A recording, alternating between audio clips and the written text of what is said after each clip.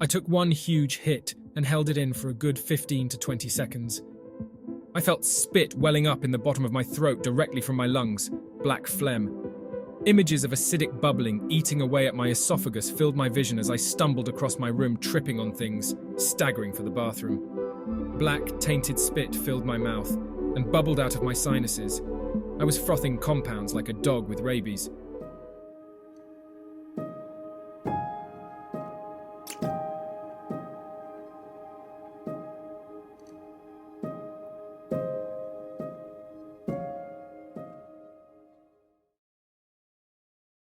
To start off with, I'm pretty confident in the mushroom headspace, and this was the second psychedelic I'd ever tried, although I've taken my fair share of trips. To be honest, I privately thought a bad trip would never happen to me because I was always so level-headed under the influence. On my first DMT trip, I took 4 hits and was on the verge of a panic attack, but managed to think myself down and actually enjoy myself. After my first DMT trip, I would always back out of the 3rd hit because I was always a tiny bit nervous about letting go. About 3 days before the bad trip, I had a freak out on Xanax and realized I needed to stop using it as infrequently as I did. I started threatening suicide and slashed myself up pretty badly. I bandaged myself but wasn't really shaken up.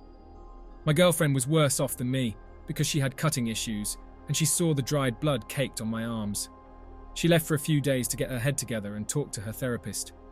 About an hour before she was to come back, I started preparing for my 5th or 6th DMT trip. This was the first time I ever had DMT that wasn't enhanced leaf, and I was more than ready to give it a try. I measured out 56 milligrams on my scale. I sandwiched it between basil in a glass pipe and added a match head-sized dab of yellow NMT oil to the side of the bowl. That's what it was given to me as. It was definitely a tryptamine, but who knows as to its actual composition. The DMT was lightly orange and could probably be considered jungle spice. I lit up a small portion of the basil, but mostly inhaled the vapor from the hot air of the lighter being sucked into the bowl. I took one huge hit and held it in for a good 15 to 20 seconds, then exhaled. I was already feeling the energy from the hit, and I nervously took a 2nd hit, which turned out to be much bigger than I expected. I exhaled far quicker than I meant to and realized I wasn't going to be taking another hit. The rest of this is an excerpt from my journal, edited for readability, written a few days after. I was in between here and another world when I exhaled. As I set down the pipe, visions of fairies and geometrics and a second vision of enhanced colors and vivid worldly sensations formed a double vision of tryptamine and altered reality. Life seemed to be sped up and slowed down all at once, and my movements were like watching a television screen. I was an entity who had knowledge of Earth life, but not experience. The next few moments were the most vivid of my life.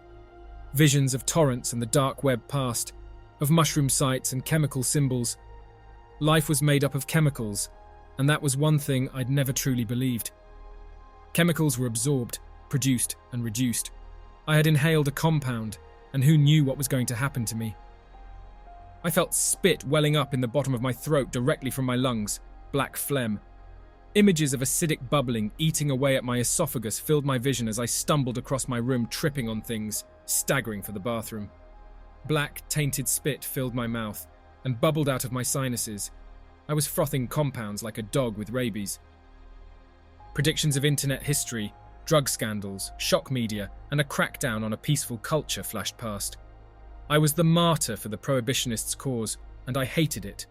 I didn't even know who I was, but I understood that bad things would happen to good people because of the choices I'd made in my lifetime. I was a statistic, a human example of the evils of drugs, a myth I'd fought to destroy my whole adult life. I was just another dead kid. All of that flashed through my mind and across my sight, in eternities between steps. I moved my arm up as I staggered and saw the giant bandage on my arm, the dried blood on my fingertips from miscellaneous injuries, and the cuts on my fingers from rough, apathetic activities. I was falling apart. The entity inside that I was said, "No wonder I managed to kill myself with drugs." I had managed the 5 feet to the door in a panic-filled exterior instant, but an eternity inside. I knew what death would be like, terrifying and lonely.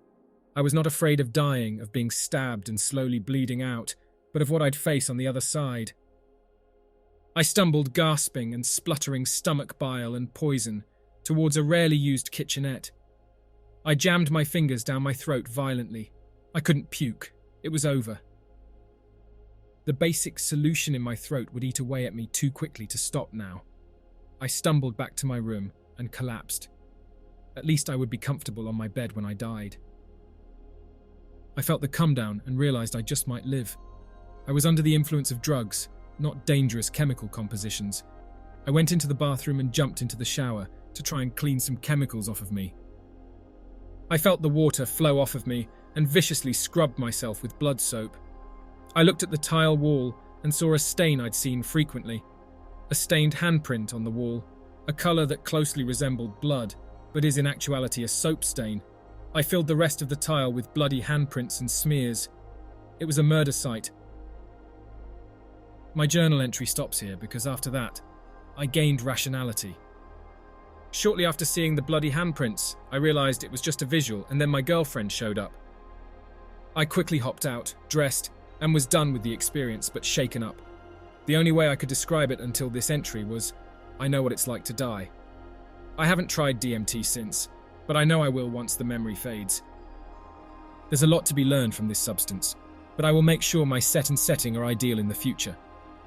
I now believe the unconscious mind plays a larger part in the experience than I did before, and will make sure nothing disturbing has happened in my life before I decide to trip.